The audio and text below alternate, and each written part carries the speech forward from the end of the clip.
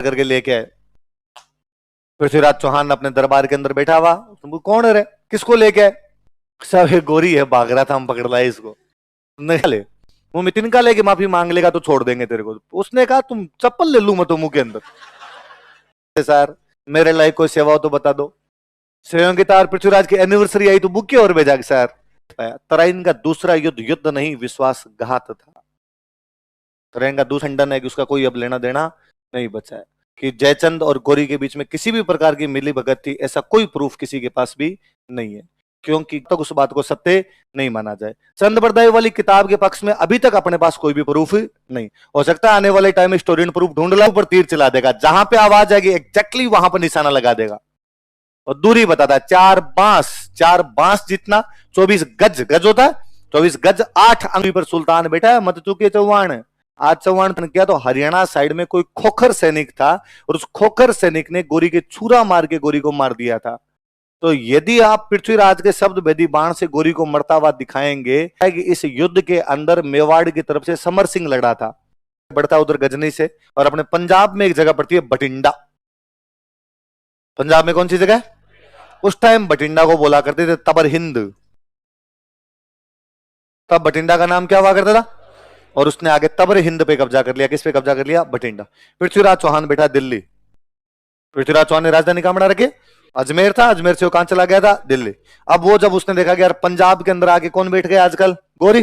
पंजाब में कहां पर कब्जा कर लिया उसने? तबरिंद। तबरिंद बोले तो आज का। तो उसने पूछा भाई सब किधर? मुंह उठा के चले आ रहे हो, नाथी का बड़ा थोड़ी इधर, ऐसे कैसे घुस सकते हो तुम? और गौरी ने कहा तो लड़ाई कर ले। गौरी ने कहा तू बात कर रहा तबरिंद की, मैं दिल्ली की तरफ आ रहा हूं। अब गौरी पंजाब से आगे बढ़ता है, पृथ्वीराज दिल्ली से इधर से आगे बढ़ता है। हरियाणा में एक जगह पड़ती है तराइन। कौन सी जगह पड़ती है? तराइन के अंदर दोनों आमने सामने। चौहानों तथा गजनी के राजाओं के बीच लंबे समय से दुश्मनी चली आ रही थी। अच्छा, इधर पृथ्वीराज तो अपने साम्राज्य का विस्तार नहीं करना चाहता, उसका तो हो रखा है, लेकिन गौरी तो करना चाहिए रहा, तभी तो इधर आ रहा है। युद्ध होता है तराइन के अंदर, और युद्ध में पृथ्वीराज गौरी को डंग से हरा देता है, वो डंग से पीट देता है इस युद्ध के अंदर। ऐसा माना जाता है, ऐसा कहा जाता है कि इस युद्ध में गौरी को गिरफ्तार कर लिया गया। क्या कर लिया गया? और गौरी को गिरफ्तार करके लेके आए। पृथ्वीराज चौहान अपने दरबार के अंदर बैठा हुआ, तुम कौन है रे, किसको लेके आए? सब ये गोरी है, भाग रहा था, हम पकड़ लाए इसको। नहीं है क्या? गोरी लाओ लाओ आगे लाओ इसको। और गोरी जी क्या हाल है आपके? और गोरी रोया बापड़ा जोर जोर से। और गांव में कहते हैं लड़कियां जब विदा होती है कि भाई ढां ढां करके रोई, वैसे रोया गोरी। और गोरी ने कहा मैं तुम्हारी काली गाय हूं, मैंने धूड़ खाई जो तुम्हारे इधर तबरिंद आ गया, मैं आइंदा के बाद मैं तुम्हारी तरफ आंख उठा के नहीं देखूं, बापूड़ा एक बार जाने दे रहे। और जैसे उसने माफी मांगी, माफी मांगने के बाद पृथ्वीराज ने कहा कि छोड़ दिया जाए। मंत्री मंत्री बैठे थे, उन्होंने अरे अरे क्या कर रहे हो, क्यों छोड़ दिया जाए? जेल में डालो, पहली बात तो मार दो, आज ही मारो इसको, साइड में ले जाके झटका कर लो इसका शाम को, या कम से कम जेल में तो डालो इसको। और नहीं नहीं छोड़ना नहीं इसको। पृथ्वीराज ने कहा क्यों? तो कहा यार ये वापस आएगा और वापस आके लड़ाई करेगा। पृथ्वीराज मुस्कुराए उनकी तरफ, क्या इसका मतलब मेरे मंत्री अब डरने लग गए हैं, उनकी तलवारों में जंग लग गया है, जो दोबारा युद्ध का सामना नहीं कर पाएंगे? मंत्रियों ने सब ये तो कोई बात नहीं है, तो क्यों छोड़ रहे हो? पृथ्वीराज ने कहा इसका मतलब मेरे मंत्री इस बात को भूल गए कि भारत की हिंदू संस्कृति ये कहती है कि दुश्मन माफी मांग ले तो उस पर आक्रमण नहीं किया जाना चाहिए।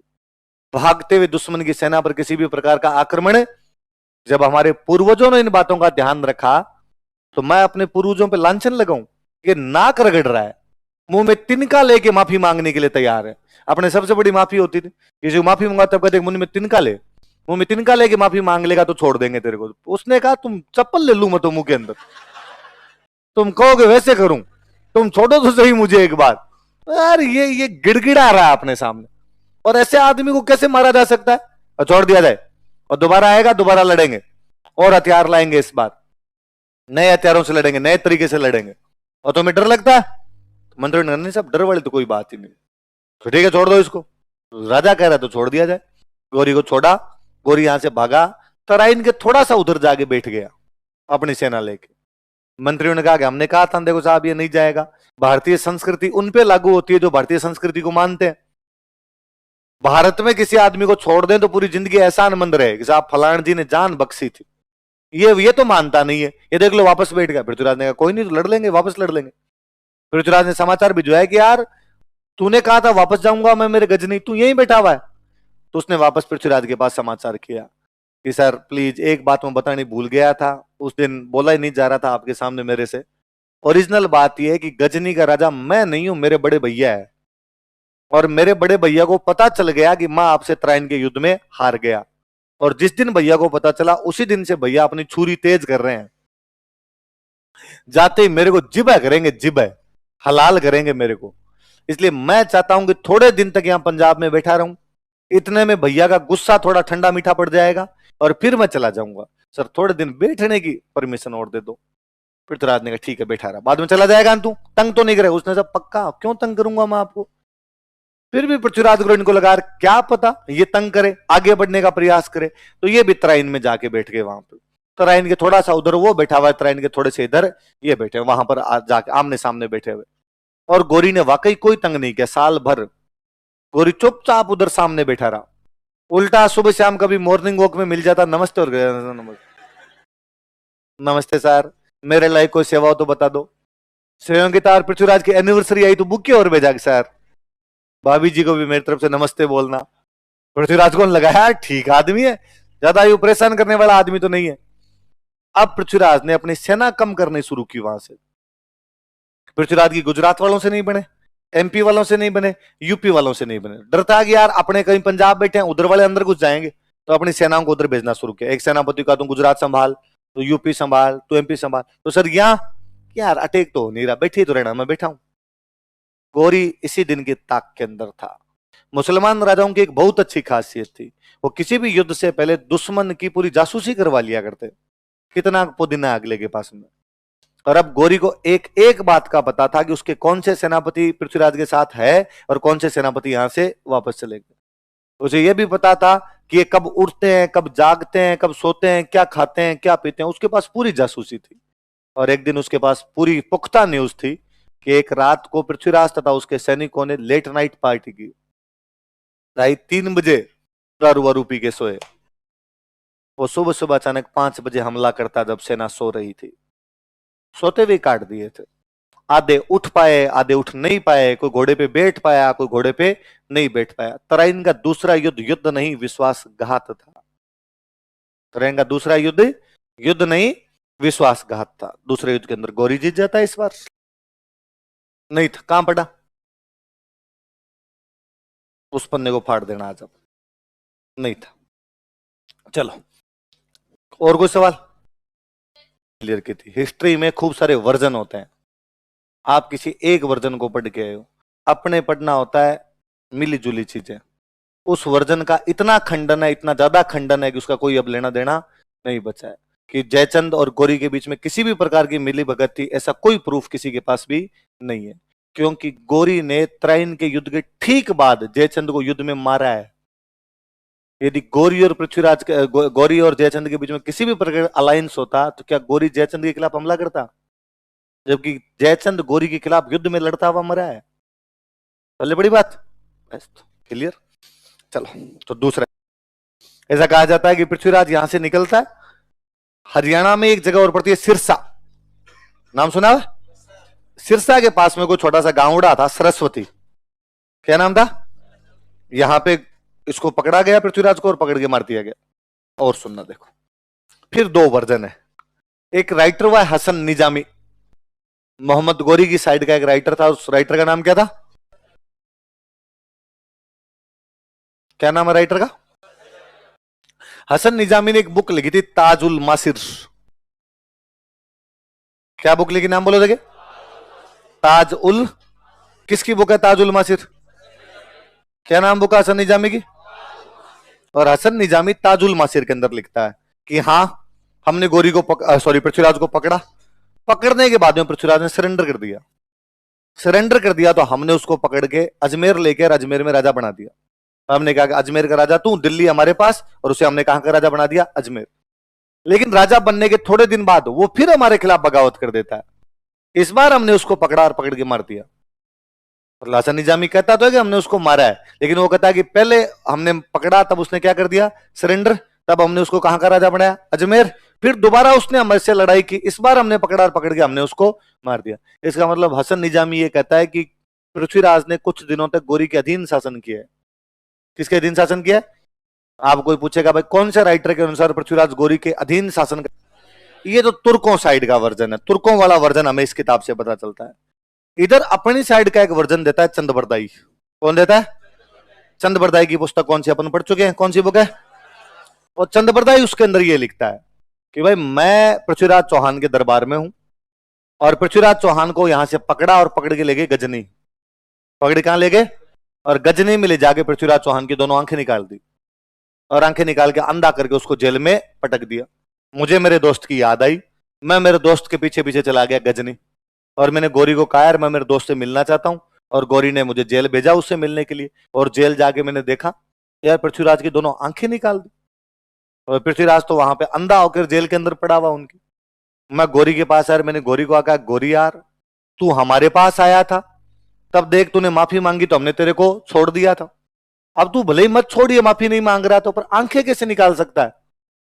गौरी हंसा और गौरी ने हंस के कहा कि भारत की संस्कृति ये कहती है कि दुश्मन माफी मांग ले तो उसको छोड़ दिया जाना चाहिए। अफगानिस्तान की संस्कृति ये कहती है कि दुश्मन को पकड़ते ही उसकी आंखें निकाल लेनी चाहिए, और अभी तो आंखें निकाली है, थोड़े दिनों में मारेंगे हम तो इसको। चंदबरदाई कहता है कि मैंने गौरी को कहा कि गौरी भले ही तुमने हमारे राजा की आंखें निकाल लियो, पर यार हमारा राजा ही है, इसके पास में एक अद्वितीय योग्यता है। गौरी ने कहा ऐसी क्या है? कि हमारा राजा बिना आंखों के तीर चला सकता है, बिना आंखों के निशाना लगा सकता है। गौरी ने कहा मैं ही मिला सुबह से ऐसी मजाक करने के लिए तेरे को, आदमी की आंखें नहीं है, दिख ही नहीं रहा है तो कैसे चला देगा तीर? ने कहा शब्द भेदी बाण चलाना जानता है। कैसा बाण चलाना जानता है? आवाज के ऊपर तीर चला देगा, जहां पे आवाज आएगी एग्जैक्टली वहां पर निशाना लगा देगा। गौरी ने कहा ऐसे कोई थोड़ी ना होता है। चंदबरदाई ने वापस कहा कि इसका मतलब तू भारत की संस्कृति को जानता नहीं है। भगवान राम के पिताजी थे अयोध्या के महाराज दशरथ, और महाराज दशरथ शब्द भेदी बाण चलाना जानते थे। वो अक्सर सरयू नदी के किनारे एक मचान बनाकर बैठ जाया करते। सरयू नदी में रात को जैसे ही अंधेरे के अंदर कोई पशु पानी पीने के लिए आता और अपना मुंह जैसे ही उस पानी के अंदर डालता, छपाक की आवाज के साथ महाराज दशरथ तीर चलाते और पशु का शिकार कर लिया करते। दुर्भाग्य एक दिन वहां पर जब महाराज दशरथ शिकार करने के लिए गए हुए थे, सरयू नदी के अंदर पशु नहीं बल्कि श्रवण कुमार आया, जो अपने अंधे माता पिता को तीर्थ यात्रा कराते हुए वहां से घूम रहा था और अंधे माता पिता के लिए पानी लेने के लिए आया था। जैसे ही श्रवण कुमार के बर्तन की आवाज पानी के अंदर आई, महाराज दशरथ ने तीर चलाया, लेकिन इस बार तीर के साथ किसी पशु के मरने की आवाज नहीं है बल्कि मनुष्य की चित्कार सुनाई दी। महाराज दशरथ जब तक वहां तक पहुंचते तब तक श्रवण कुमार लगभग मरने वाला था, और उसने मरते मरते कहा कि हे महाराज, और तो अब क्या कर पाओगे मेरे लिए? अंधे माता पिता पानी का वेट कर रहे होंगे, प्लीज पानी तो पिलाना उनको। महाराज दशरथ जब अंधे माता पिता के पास पानी लेकर गए, बोला नहीं गया उनसे, कई देर तक तो चुप रहे, वहां पर खड़े रहे। अंधे माता पिता ने पूछा कि हमें तुम्हारी चाल से लग रहा है कि तुम श्रवण कुमार तो नहीं हो, कौन हो तुम, क्या हुआ हमारे बेटे के, तुम सच्ची सच्ची बात बताओ। और महाराज दशरथ ने उन्हें कहा कि मुझे माफ कीजिए, मेरी ये गलती की वजह से, मेरे तीर से, मेरे शब्द भेदी बाण से श्रवण कुमार मर गया है। मैं तुम दोनों की रखवाली करूंगा, मैं तुम दोनों की सेवा करूंगा, तुम दोनों मेरे साथ चलिए। लेकिन उन अंधे माता पिता ने रोते रोते कहा कि अब जब बेटा मर गया तो हम जिंदा रहकर क्या करेंगे महाराज दशरथ, लेकिन हम माता पिता के कलेजे से तेरे लिए श्राप निकलेगा। जिस प्रकार हम पुत्र वियोग में आज तड़प तड़प के मरेंगे, एक दिन तो इसी प्रकार पुत्र वियोग में तड़प तड़प के मर जाएगा। समय का चक्र घुमा, महारानी कैकेयी को दिए गए 2 वरदानों के कारण भरत को राजतिलक किया गया, भगवान राम को वनवास दिया गया। महाराज दशरथ उसी प्रकार तड़प तड़प के मरे थे जिस प्रकार श्रवण कुमार के अंधे माता पिता। चंदबरदाई ने कहा कि हमारे शब्द भेदी बाण नहीं होता तो रामायण ही नहीं होती। क्यों राम जी को वनवास जाना पड़े, क्यों सीता को रावण लेके जाए, क्यों हमें लड़ाई करनी पड़े, रामायण ही खत्म हो जाती है हमारी। तो गौरी हमारे होता है ऐसा? तो गौरी ने कहा यदि तुम्हारे होता है तो सुल्तान कारनामा देखना पसंद करेगा, कल दिखाया जाए सुल्तान को। अगले दिन सुल्तान का मंच बनाया गया एक बहुत बड़ा सा, और मंच बना के पृथ्वीराज चौहान को एक पोडियम पे खड़ा किया गया, सामने घंटी बांधी गई कि घंटी पे जैसे टन की आवाज है पृथ्वीराज को घंटी पे तीर चलाना है। पृथ्वीराज ने कहा हाँ चला दूंगा, तुम तो टन करो उधर, अभी बता दूं मैं। और चंदबरदाई कहता है कि मैं वहीं खड़ा था और मैंने पृथ्वीराज को कहा कि पृथ्वीराज घंटी पे तीर नहीं चलाना। तो उसने कहा तो कहा गौरी बेटा तेरे साइड में, गौरी को सल्टा दे आज। तो पृथ्वीराज ने कहा पर मुझे ये नहीं पता कितनी दूर बैठा है, दूरी पता हो तो फिर मैं उस हिसाब से तीर चला दूं। चंद्रबरदाई कहता है कि मैंने वहां खड़े खड़े एक दोहा बोला, आप ज्यादातर लोग वो दोहा जानते हैं, 4 बांस 24 गज अंगुलष्ट प्रमाण, ताऊ पर सुल्तान अर मत चुके चौहान। और दूरी बताता है, 4 बांस जितना, 24 गज, गज होता है 24 गज 8 अंगुल, 24 बांस सॉरी 4 बांस 24 गज 8 अंगुल, इतनी दूरी पर सुल्तान बैठा है, मत चुके चौहान, आज चौहान चूक मत जाना। और कहते चौहान चुका ही नहीं, उसने तीर चलाया, तीर चला के गोरी को मार दिया। और गोरी को मारने के बाद में पृथ्वीराज चंद्रबरदाई को मार देता है और चंद्रबरदाई पृथ्वीराज को मार देता है, दोनों एक दूसरे को मारकर वहां पर सुसाइड कर लेते हैं। तो ये कहानी सुनाई किसने? तो ये कहानी पायरेट्स ऑफ द कैरेबियन में जैक स्पैरो एक डायलॉग बोलता है कि जो कोई पायरेट्स ऑफ द कैरेबियन के चंगुल में फंसा वो वापस जिंदा लौट ही नहीं सका। तो जैक स्पैरो कहता है फिर ये कहानियां सुनाता कौन है, कौन बताता है कि पायरेट्स ऑफ द कैरेबियन कैसे होते हैं और कैसे? फिर हम उसका जवाब देते हैं, हम कहते हैं ये कहानी चंद्रबरदाई का बेटा पूरा करता है। बेटे का नाम था जलहण। क्या नाम था उसका? जलहण नाम का बेटा था, और उस बेटे ने कहानी पूरी की। लेकिन चंद्रबरदाई की ये जो किताब है पृथ्वीराज रासो, इसको अभी तक हिस्ट्री वाले हिस्ट्री नहीं मानते।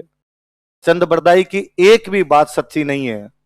चंद्रबरदाई की बातों में एक भयंकर झोल है, क्योंकि यदि चंद्रबरदाई की इन बातों को सत्य माना जाए तो हिस्ट्री कॉन्ट्राडिक्टरी हो जाती है।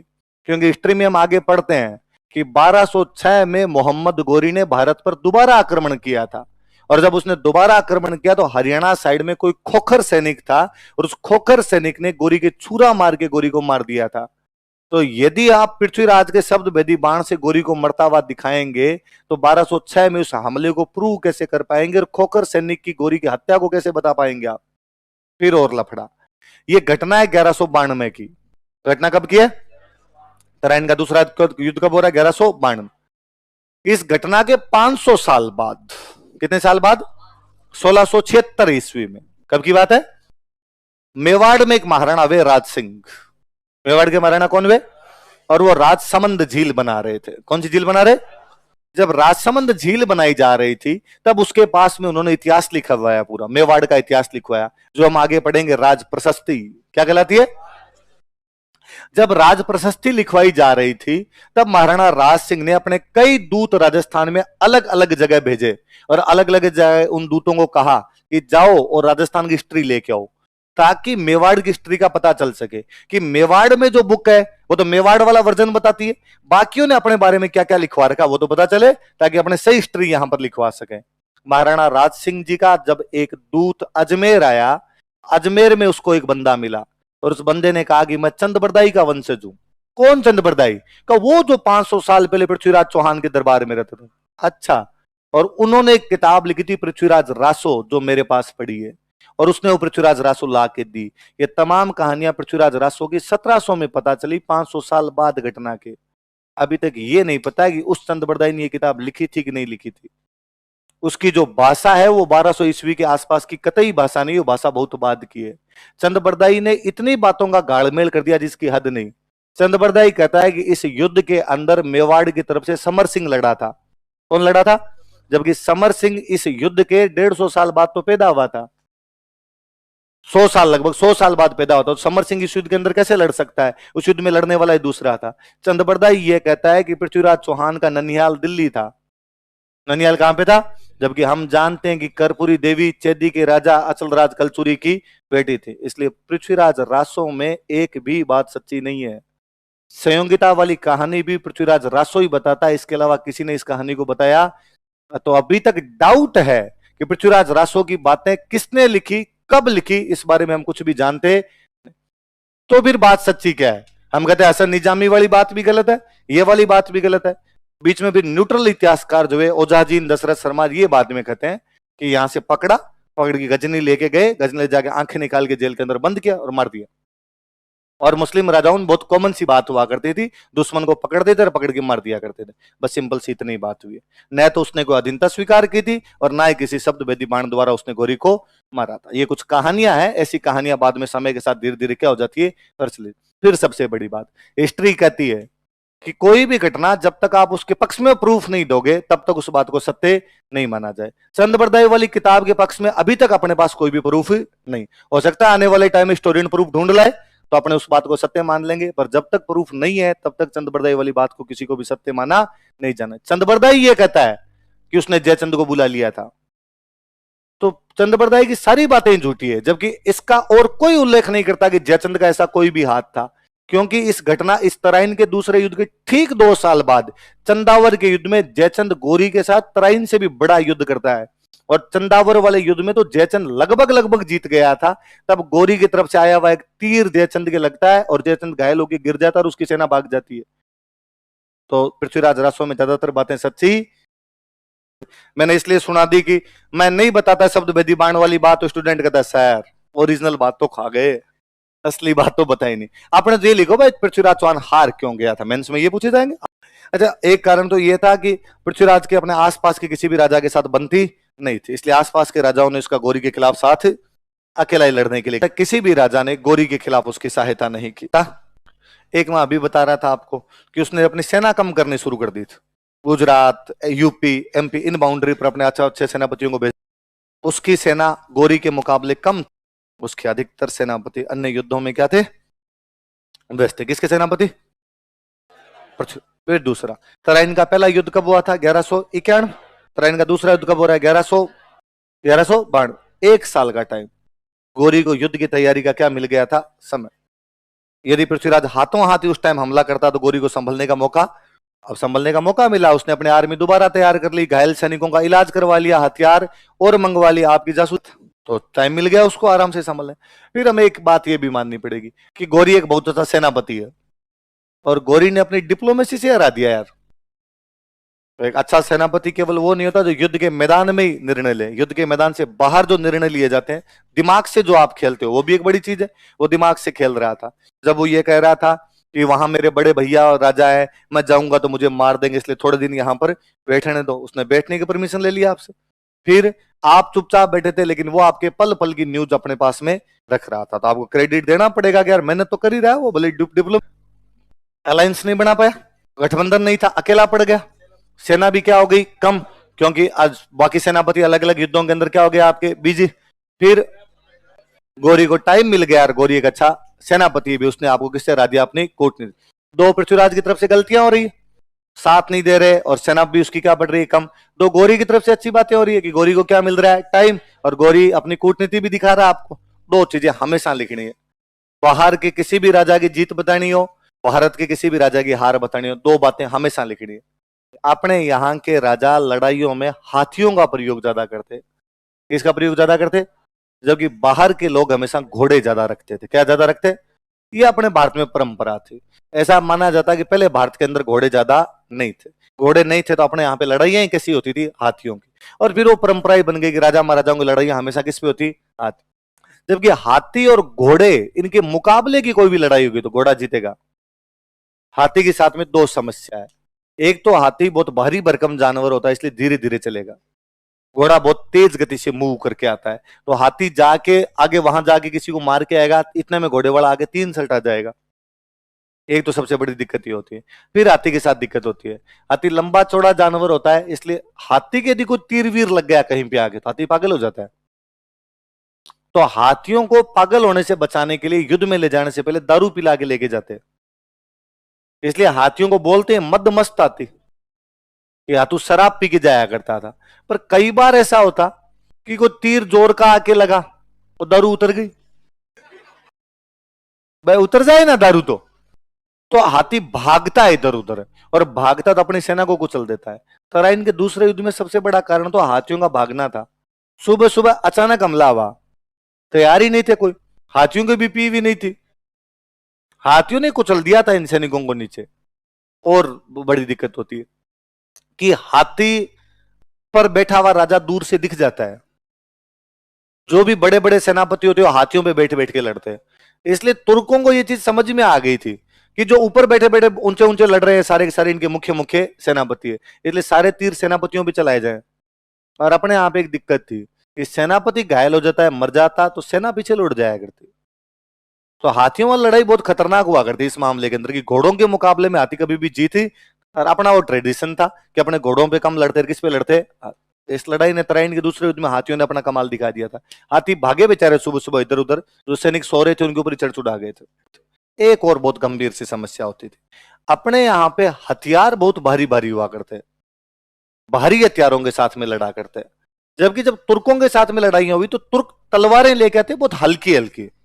और ये तो पक्का है कि अपने आप पुराने कहानियां भी सुनो, घर में भी कोई कहानियां सुनोगे तो अपने आएगा कि फलाने राजा का भाला 95 किलो का था, उस राजा की तलवार 52 किलो की थी। और अपने इनमें बड़ा ही वो गर्व फील करते हैं, प्राइड फील करते हैं, यार इतना बड़ा भाला लेके लड़ लिया, इतनी बड़ी तलवार लेके लड़ लिया। मैं एक बार सोचता हूँ हल्की होती तो ठीक नहीं रहता।